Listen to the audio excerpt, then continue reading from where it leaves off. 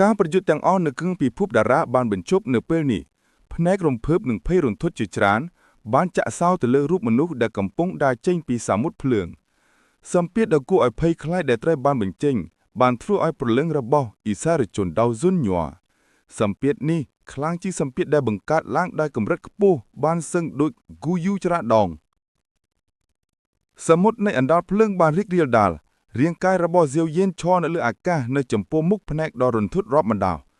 គាត់បានសម្លឹងមើលទៅអាណាចក្រតារាដែលត្រូវបានគ្របដោយសញ្ញានៃការប្រយុទ្ធចេតនាធ្វើឃាតបានផ្ទុះឡើងយ៉ាងខ្លាំងក្នុងភ្នែកខ្មាស់របស់គាត់ជីរាងកាយរបស់ហ្សៀវយៀនបានភ្លឺឡើងនៅពេលបន្ទាប់ដែលគាត់បានបង្ហាញខ្លួនគាត់ស្ទើរតែនៅពីលើទីលានដ៏ធំសម្បើមគាត់បានចុះក្នុងរណ្ដៅដ៏ជ្រៅហើយបានលេចមកក្បែរយ៉ាវឡាវដែលប្រឡាក់ដោយឈាមភ្នែកទាំងពីររបស់គាត់មានភាពស្ងប់ស្ងាត់យ៉ាងខ្លាំងខណៈដែលគាត់សម្លឹងមើលរូបរាងដ៏វេទនារបស់យ៉ាវឡាវមានតាអ្នកដែលស្គាល់ហ្សៀវយៀនប៉ុណ្ណោះដែលដឹងថានេះគឺជាស្ថានភាពដ៏គួរឲ្យភ័យខ្លាចរបស់គាត់ក្អកហាក្មេងតូចទីបំផុតអ្នកបានចាក់ចេញពីការវឹកហាត់របស់អ្នកហើយបើសិនជាអ្នកនៅបន្តទៀតអ្នកនឹងត្រូវកប់ឆ្អឹងចាស់នេះរបស់ខ្ញុំភ្នែករបស់យ៉ាឡោផ្ទុះឡើងដោយភាពរីកអន់ភាពបន្ទាត់ពីបានឃើញហ្សៀវយៀនលេចមកក្បែរគាត់ស្ទាស់ទុកមាត់ចេញដោយឈាមស្រស់ហើយសើចខ្លាំងលោកគ្រូសុំទោសទុកអីវិតចង់អស់ឲ្យខ្ញុំហ្សៀវយៀននៅស្ងៀមគាត់បាននិយាយពាក្យទាំងនេះយ៉ាងសទន់មុតនឹងលើករាងកាយយ៉ាវឡាវដែលរងរបួសធ្ងន់បន្ទាប់មកហ្សៀវយៀនបានប្រញាប់ចេញពីរណ្ដៅដ៏ជ្រៅហើយបានដាក់គាត់នៅលើវេទិកាថ្មគាត់បើកភ្នែកហើយអ្នកចាស់ទួមទី3នាក់ប្រញាប់ទៅមើលថាយ៉ាវឡាវខៃលីននិងអ្នកផ្សេងទៀតក៏រងរបួសដែរយ៉ាវឡាវបានជួចឆ្នូតឈាមពីជ្រុងមាត់របស់គាត់ពេលដែលគាត់បានទំដំណឹងស៊ីវយៀនងក់ក្បាលដៃរបស់គាត់ចាប់ឈ្មោះទៅកាន់កន្លែងទំនេរហើយតួលេខ3បានហោះមកក្រោមការគ្រប់គ្រងរបស់គាត់ពួកគេបានចុះចតនៅលើវេទិកាថ្មក្បែរស៊ីវយៀនបានក្រឡេកមើលឈាមដែលស្ថិតនៅជ្រុងនៃមាត់កៃលីនគ្រូពេទ្យទេពអប្សរតូចនឹងមាត់របស់ឈៀងលីនបន្ទាប់មកគាត់បានផ្ដោតលើកៃលីនទឹកមុខដ៏ត្រជាក់របស់នាងស្លេកស្លាំងឈាមក្រាស់លាបពណ៌សម្លៀកបំពាក់របស់នាងរហូតដល់ស្អិតស៊ីវយៀនបានទាញអាវធំពណ៌ខ្មៅមួយចេញពីចិញ្ចៀនរបស់គាត់ហើយប្រើវាដើម្បីគ្របលើខ្លួនរបស់កៃលីនគាត់មិនបាននិយាយសូម្បីតែមួយម៉ាត់ខណៈគាត់យកដបថ្នាំចេញហើយប្រគល់ទៅឲ្យគ្រូពេទ្យទេពអប្សរតូចដែលនៅតែដឹងខ្លួននាងបានទទួលដបនោះហើយនិយាយយ៉ាងស្រទន់ថានេះត្រូវបានធ្វើដោយទៀនសុនទី3អ្នកនោះគឺជាកម្រិតដំបូងបានសឹងបាទស៊ីវយៀនក្រឡេកមើលទៅគ្រូពេទ្យទេពអប្សរតូចហើយញញឹមទោះយ៉ាងណាស្នាមញញឹមនេះគឺសាហាវនឹងអាក្រក់ប្រយ័ត្នកៃលីននិយាយដែលសំឡេងខ្សោយខ្លាំងពេលស៊ីវយៀនងាកមកនាងមិនអាចមើលឃើញពីកម្លាំងរបស់ស៊ីវយៀនទេប៉ុន្តែនាងបានដឹងថាភាគីម្ខាងមានបានសឹងចំនួន3នៅពេលនេះយ៉ាវឡាវបានរងរបួសយ៉ាងធ្ងន់ធ្ងរហើយមិនអាចចូលរួមសមរភូមិឡើយកម្លាំងរបស់ស៊ីវយៀនអាចនឹងកើនឡើងប៉ុន្តែវាពិបាកណាស់សម្រាប់គាត់ក្នុងការទទួលជ័យជំនះសម្រាប់ឲ្យបានល្អមិនបាច់ព្រួយបារម្ភអីទៀតទេស៊ីវយៀនញញឹមហើយលួយនាងបន្ទាប់មកភ្នែករបស់គាត់បានបង្វិលទៅកាន់អ្នកច័ន្ទទំនៃវិហារផ្កាយធ្លាក់ជុំវិញនោះមានមុខមិនច្បាស់ចំនួននៅក្នុងនោះមនុស្សទាំងនេះទ្រង់ទ្រាយថាបានចូលរួមវិហារផ្កាយធ្លាក់ពេលដែលគាត់នៅស្ថិតនៅក្នុងការវឹកហាត់របស់គាត់ប្រឈមនឹងសម្លឹងរបស់ស៊ីវយៀនអ្នកច័ន្ទទំនេះទាំងអស់បានបន្ធូរភ្នែករបស់ខ្លួនដោយការគោរព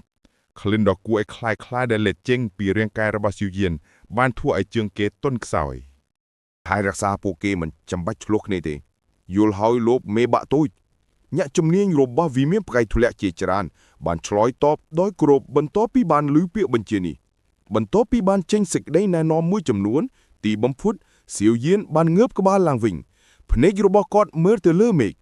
គូយូបិសាចចាក់ធានមីងនិងធានស៊ុនទី3មកពីសាលប្រលឹងបានប្រមូលផ្ដុំគ្នានៅកន្លែងនោះភ្នែករបស់ពួកគេកំពុងសិក្សាគាត់ដោយប្រុងប្រយ័ត្នទុកមុខរបស់ពួកគេទាំង3មានសភាពរឹងបន្តិចនៅពេលដែលពួកគេមើលស៊ីវយៀនមើលទៅដោយទុកមុខស្ងប់ពួកគេមិនបានរំពឹងថាស្ថានភាពនឹងមានការផ្លាស់ប្ដូរបែបនេះទេដ៏មានអារម្មណ៍របស់ពួកគេអាចដឹងពីកម្លាំងបច្ចុប្បន្នរបស់ស៊ីវយៀនដោយធម្មតាផ្កាយមួយដូរសឹងគាត់មិនមែនជាបានសឹងទេគាត់គឺជាដូរសឹងពិតប្រាកដមានភាពខុសគ្នាតែមួយពាក្យរវាងបានសឹងនិងដូរសឹងប៉ុន្តែមានគម្លាតគួរឲ្យភ័យខ្លាចរវាងអ្នកទាំងពីរ ទោះបីជាអ៊ីទីយ៉ិនបានសឹងក៏អាចត្រូវបានគេហៅថាដូសឹងដែរសម្គាល់តាមកម្លាំងដែលលើសពីកម្ពូលអ៊ីទីយ៉ិនដូស៊ុនប៉ុន្តែពួកគេអាចកវិពរនីយថាគឺជាសឹងខ្លែងកៅប៉ុណ្ណោះលុះត្រាតែមនុស្សម្ញាក់ពិតជាឈានដល់កម្រិតផ្កាយមួយទើបអាចហៅបានថាដូសឹងពិតប្រាកដថ្នាក់បានសឹងបានបែងចែកចេញជា3កម្រិតគឺប្រថមមធ្យមនិងខ្ពស់កម្រិតទាំងនោះហាក់ដូចជាតូចប៉ុន្តែវាពិបាកប្រសិនបើអ្នកណាម្នាក់ចង់លោតរំលងពួកគេឧទាហរណ៍ថាមានរយៈពេលជាច្រើន10ទសវត្សរ៍ហើយមកទាំងពីគូយូបានច្រឡោតដល់កម្រិតបានសឹងប៉ុន្តែគាត់បានតែខ្លាយជាបានសឹងកម្រិតខ្ពស់ប៉ុណ្ណោះបិសាចចាក់ធានមីងបានស្នាក់នៅកម្រិតខ្ពស់បានសឹងយូររយៈពេលជាងគេមិនទិញប៉ុន្តែគាត់ក៏មិនទាន់អាចច្រឡោតដល់កម្រិតផ្កាយមួយដូសឹងបានផងដែរដូច្នេះគេអាចប្រាប់បានថាថែមគម្លាតរវាងផ្កាយមួយដូសឹងនិងកម្រិតខ្ពស់បានសឹងមានកម្រាស់ប៉ុន្មានទោះបីជាពួកគេទាំង3មិនទៅស្ងប់ក៏ដោយពួកគេមានអារម្មណ៍ថាមានព្យុះខ្ពង់ពោះកពួកនៅក្នុងចិត្តរបស់ពួកគេបន្ទាប់ពីបានដំណើរការថាសៀវយៀនបានចេញពីថ្នាក់ដូស៊ុនលោតពងផុតកម្រិតបានសឹងនិងឈានដល់កម្រិតផ្កាយមួយដូសឹងនៅក្នុងពេលវេលា2ឆ្នាំឃ្លីនេះផងដែរសៀវយៀនសម្លឹងមើលអ្នកទាំង3រូបកាយរបស់គាត់បានរើឡើងនៅពេលគាត់បានបង្ហាញខ្លួននៅចម្ងាយខ្លីពីពួកគេនៅពេលគាត់និយាយដោយសំឡេងខ្សោយសៀវយៀនឯងមិនគួរធ្វើអួតអាងអីទេចុះបើឯងជាឌូសិញតើឯងមិនជឿទេថាខ្ញុំនឹងហៅមនុស្សក្នុងត្រកូលឲ្យចេញមកហើយបញ្ចប់នេះការបង្ហាញរបស់គូយូគឺងងឹតនិងត្រជាក់នៅពេលដែលគាត់ស្រែកទោះបីជានឹងមានមុខរឹងមាំក៏ដោយបេះដូងរបស់គូយូក៏ចាប់ផ្ដើមញាប់ដែរអេរិយាបថដូសិញត្រូវបានគេចាត់ទុកថាជាកំពូលក្នុងត្រកូលហ៊ុនធម្មតាមនុស្សម្នាក់មិនអាចមើលឃើញសូម្បីតែមនុស្សចាស់នោះទេក្រៅពីការកោះហៅផ្ទាល់ខ្លួនរបស់ប្រធានក្រុមពួកគេនឹងប្រងើយកន្តើយនរណាម្នាក់ផ្សេងទៀតពួកគេមិនមែនជាមនុស្សដែលគូយូអាចកោះហៅតាមដែលគាត់ពេញចិត្តនោះទេសៀវយៀនបានគិតអំពីពាក្យរបស់គាត់មុនពេលងក់ក្បាលគាត់បានក្រវីដៃអាវហើយរលកដ៏គួរឲ្យភ័យខ្លាចបានរីករាលដាលចេញនៅក្នុងមួយប្រព្រឹត្តភ្នែកលំហក្នុងអាណាចក្រតារាត្រីបានបះបាច់ខូចទ្រង់ទ្រាយហើយវាហាក់បីដូចជាមានរលកលំហណាមួយមិនអាចបញ្ចេញឡើងបានទេមនុស្សទាំងនេះនឹងបរាជ័យក្នុងការរត់គេចខ្លួនទោះបីជាត្រូវប្រើរមុលលំហក៏ដោយការបង្ហាញមុខរបស់គូយូកាន់តែខ្មៅទៅទៀតបន្ទាប់ពីបានឃើញថាពាក្យរបស់គាត់បានបញ្ចប់ហើយដែលធ្វើឲ្យសៀវយៀនចាក់ឡោកន្លែងខ្លួនឯងគាត់មានអារម្មណ៍ចង់ទាបកំ pl ែងដោយអត់ចេតនាអ្នកកំពុងមើលអ្វីតើអ្នកគិតថាគាត់នឹងលែងយើងឲ្យងាយស្រួលនៅថ្ងៃនេះទោះបីជាដូសេងក៏ដោយប៉ុន្តែគ្រឿងរបស់គាត់មិនទាន់មានស្ថិរភាពគាត់មិនអាចធ្វើអ្វីយើងបានទេប្រសិនបើយើងសហនការគូយូបានសង្កត់កម្លាំងចិត្តក្នុងចិត្តរបស់គាត់ដោយបង្ខំគាត់បានឃើញភ្នែកនៃការខាំងសម្បាងរមម្ចាស់មូនបញ្ជាងចំណាស់ហើយប្រដាស់សារដោយអចេតនាបិសាចចាស់ធានមីងពោពេញដោយកំហឹងបន្ទាប់ពីធ្វើរឹកបានគូយូជេរប្រមាថប្រសិនបើគូយូមិនបានធានាគាត់ថាគ្មានអ្វីពិបាកទេគាត់នឹងមិនសម្រេចចិត្តវាយលុកវិមានផ្កាយធ្លាក់នោះទេនៅទីបញ្ចប់គ្មានអ្វីខុសទេបានវិវត្តទៅក្នុងស្ថានភាពនេះបើគាត់មិនមែនជាមនុស្សល្ងន់ទេគាត់នឹងចាប់ផ្ដើមជេរប្រមាថដោយអចេតនាទោះបីជាបិសាចចំណាស់ធានមីងពោពេញដោយកំហឹងក៏ដោយក៏គាត់យល់ពីស្ថានភាពបច្ចុប្បន្នរបស់គាត់ដែរពួកគេទាំង3នាក់ប្រហែលជានៅតែមានឱកាសរស់រានមានជីវិតប្រសិនបើពួកគេធ្វើការជាមួយគ្នាពួកគេពិតជាត្រូវស្លាប់ប្រសិនបើពួកគេបែកគ្នាតោះប្រយុទ្ធជាមួយគាត់បិសាចចំណាស់ធានមីងបាននិយាយក្នុងលក្ខណៈអាប់អួរគាត់មិនបាននិយាយអ្វីទៀតខណៈដែលជើងរបស់គាត់បានដានឆ្លងកាត់ខ្យល់ទំទេនិងដាវឈីអភ័យកំោះលោតឡើងរូបរាងដ៏ធំ 10000 ហ្វីតបានបង្កើតឡើងនៅពីក្រោយគាត់នៅក្នុងពេលតែមួយផងដែរហ្គូយូនិងទៀនស៊ុនទី3បានចាប់ផ្ដើមបញ្ចេញដាវឈីរបស់ពួកគេមួយរំពេកខ្យល់ព្រៃបានបោះបោកលើមេឃខណៈពពែកខ្មៅបានបោះបោកវាហាក់ដូចជាព្យុះដ៏ធំមួយជិតមកដល់សៀវយៀនបានមើលបុគ្គលទាំង3នេះចាប់ដៃគ្នាភ្នែកខ្មៅរបស់គាត់បានបង្ហាញភាពស្ងប់ស្ងាត់ទាំងស្រុងមិនមែនជាទឹករលូកនោះទេប៉ុន្តែមានសក្តិត្រជាក់ដែលអាចបង្កប្រលឹងរបស់គាត់បណ្ដាលចូលជ្រាវក្នុងភ្នែករបស់គាត់បាត់ដៃមេឈាមជ្រៅចាក់សៅឋានសួគ៌ 10000 អោរ៉ារបស់ហ្គូយូបានកើនឡើងយ៉ាងខ្លាំងជាមួយនឹងពីរផ្សេងទៀតនៅទីបញ្ចប់ពួកគេបានក្រហឹងដោយទឹកមុខក្រហមភ្លឺ ខ្យល់បីដែលមានថាមពលមុតស្រួចយ៉ាងគួរភ័យខ្លាំងបានបំបែកកំហុសទំទេនេះពួកគេចាប់ផ្ដើមដូចជានាគដ៏ខឹងសាមួយក្បាលដែលក្រហឹងយ៉ាងព្រៃសាងទៅកាន់សៀវយានភ្នែកខ្មៅរបស់សៀវយានបានមើលការវាយលុកដ៏គួរភ័យខ្លាចដែលពួកគេទាំង3នាក់បានប្រើកម្លាំងរបស់ពួកគេដើម្បីបញ្ចិន